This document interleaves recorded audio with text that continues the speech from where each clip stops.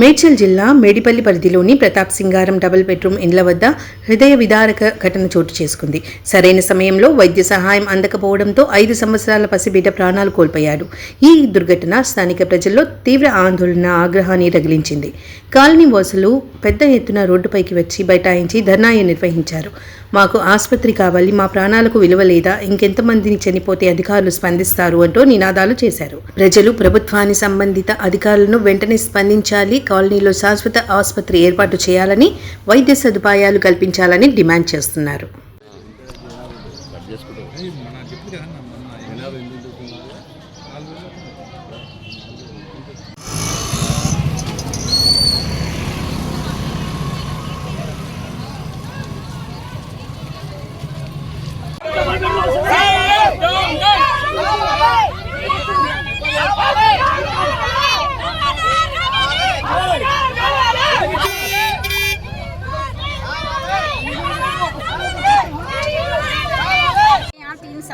कोई भी पकड़ा लेने वाले नहीं है। हम लोग बोले तो भी कोई हमारा बात नहीं सुन रहे। परसों में 33 साल का बच्चा मर गए, आज एक बच्चा 5 साल का बच्चा मर गए। कोई हमारे वहाँ से पूछने वाले नहीं है। यहाँ रह के भी ड्यूटियों को गए तो भी आके नोटिस डाल रहे, यहाँ नहीं रह रहे बोल के। कोई आके बात करने वाले नहीं है, हमारा अच्छा बुरा पूछने वाले नहीं है। हम गए तो भी आते बोल रहे, कोई आने को नहीं है।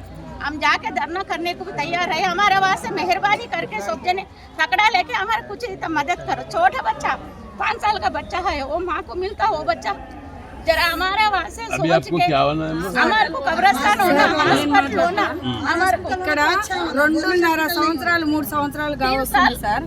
ఇక్కడ వచ్చినప్పటి నుంచి దోమలు కానీ, ఈగలు కానీ, పాములు కానీ, పురుగులు కానీ అన్నీ తట్టుకొని ఉంటున్నాము. కానీ ఇదొక పెద్ద సమస్య. మాకేమైందంటే దగ్గరలో హాస్పిటల్ లేవు, మాకు పట్టించుకునేటోళ్ళు లేరు, మంచినీళ్ళ సౌకర్యం లేదు. ఏమన్నా ఎక్కడైనా పోదామన్నా 2 కిలోమీటర్ దూరం ఉంది.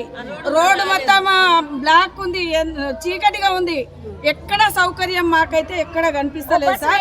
మమ్మల్ని బతకమంటారా, సావమంటారా? మేము ఏం చేయాలి? వాళ్ళు నిలిపేదోళ్ళు 5 అన్నదమ్ములు, వాళ్ళకు తినడానికి తిండి లేదు, కట్టుకోనికి బట్ట లేదు.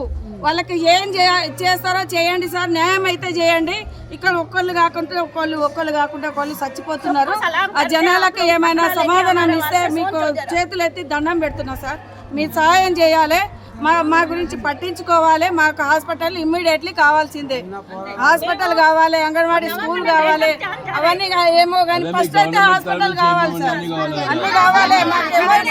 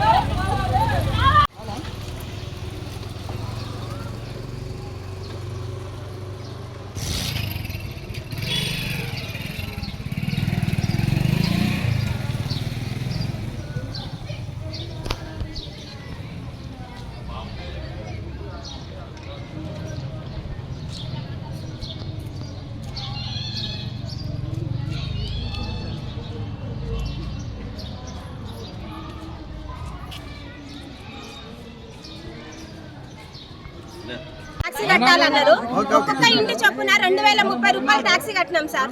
69 బ్యాగులు ఎన్ని పైసలు అవుతాయి? అవి వేసుకొని లోపల వేసుకుంటే అయిపోతుందా గవర్నమెంట్? మేము చావాలి ఏది పట్టించుకుంటలేరు. 69 బ్యాగులు సార్, 69 బ్యాగులు మొత్తం. 69 బ్యాగులు అంటే మొత్తం 2030 రూపాయలు కట్టి 2200 చిల్లర ఉంటారు సార్. అందులో ఒక్క ఇంటి చొప్పున ముగ్గురు వేసుకుంటే ఎంత మంది ఉంటారు చెప్పండి? ఒక్కొక్క ఫ్లాట్ లో 32 మంది ఫ్యామిలీలు ఉంటాయి. 2030 రూపాయలు ఇంటి ట్యాక్స్ కట్టించుకురు. ఇలా మనం పట్టించుకుంటలేరు. ఇంటి ట్యాక్స్ వచ్చినప్పుడేమో ముందు కూరుకొచ్చారు. ఇది ఎక్కడ న్యాయం సార్? మాకు న్యాయం చేయండి. అవసరం ఏం సార్? కూర్చుంటాం మేడం. నమస్తే సార్, మేము ఇక్కడ ప్రతాప్ సింగారం 2 BHK నుంచి మాట్లాడుతున్నాము. మొన్న నా పేరు సబిత, నేను 2 BHK నుంచి ఇక్కడ మాకు 2.5 సంవత్సరాల సంది ఇల్లు ఇచ్చారు సార్. తాళం చేతులు ఇచ్చిన సంది మేము ఇక్కడనే ఉంటున్నాము. రీసెంట్గా నైటు ఒక చిన్న 5 ఏళ్ళ అబ్బాయి సార్, ఆల్రెడీ మేము ఎంపీ దగ్గరికి, ఎమ్మెల్యే దగ్గరికి, ఇక్కడ స్థానిక ఉన్న అందరినీ మాట్లాడి మాకు ఇక్కడ హాస్పిటల్ లేదు, చావు బతుకులు ఉన్నామని చెప్తే ఎవ్వరు పట్టించుకోవట్లేడు. ఇప్పుడు ఒక చిన్న అబ్బాయి రాత్రి 2-2:30కి వాంతులు మోషన్స్ అయింది. కోరంటికి తీసుకుపోయే వారికి ఆ తల్లి కడుపు కోత అయింది సార్. దయచేసి మాది విన్నవించి ఆ బాబు ఇప్పుడు తిరిగి రాడు. మళ్ళొకరికి ఇలాంటి దృష్టి రాకుండా మీరు అందరు చర్యలు తీసుకొని మా ఈ వీడియో చూసి అందరు స్పందించి ఇంకొకరికి మా కడుపు కోత పెట్టకుండా. ప్రియ మిత్రులందరికీ నమస్కారం. ఇప్పటిదాకా కూడా మన అన్న చెప్పినట్టు మాకు ఇక్కడ అన్ని సౌకర్యాలు కావాలి. ఇవాళ నుంచి ఎన్ని రోజులైనా ధర్నా చేయడానికి మేము రెడీగా ఉన్నాం. ఇప్పుడు ఉన్న ఎమ్మెల్యే గానీ ఎంపీ గానీ ఎవరైనా పర్లేదు, మేము ధర్నా ఎన్ని రోజులైనా సరే ఎన్నిసార్లు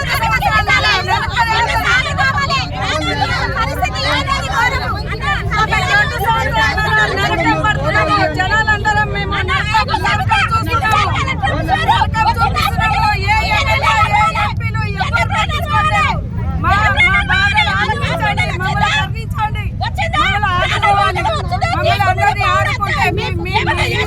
ఉంటాం సార్. మేము